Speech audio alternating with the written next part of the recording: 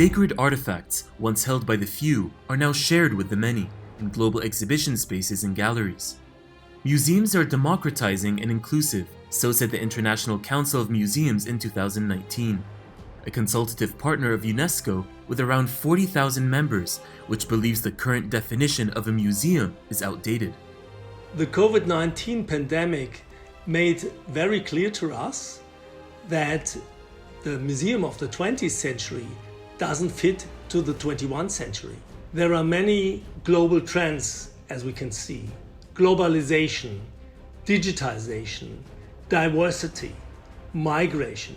There's a new type of gallery and museum goer, says Matthias, which reflects the need for new types of institutions, with collections rich in diverse cultural and ethnic representation.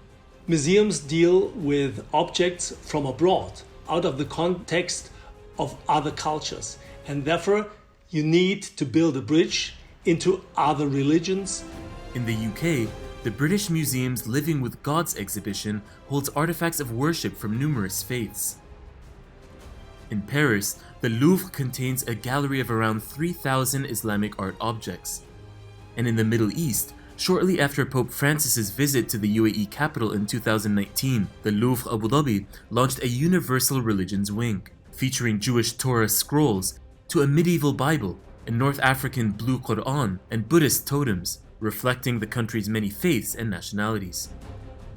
And in Amman, the Jordan National Gallery of Fine Arts is appealing to its local and global audience. Among its permanent collection of more than 2,800 artworks are ceramics, paintings, and installations with Christian and Byzantine influences alongside Islamic calligraphy. Inclusive artistry, says the gallery's executive director, is critical for a globally conscious society. If you look at the world now and you see most of the cultural and political crisis, it comes from the idea of not accepting the other.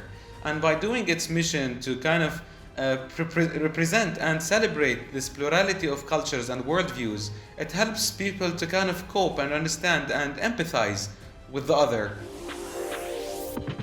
The Contemporary Museum says inclusion is also cross-generational, meaning it's important to appeal to youth who easily connect with art and artifacts in discussion, performance, and more importantly, as a community.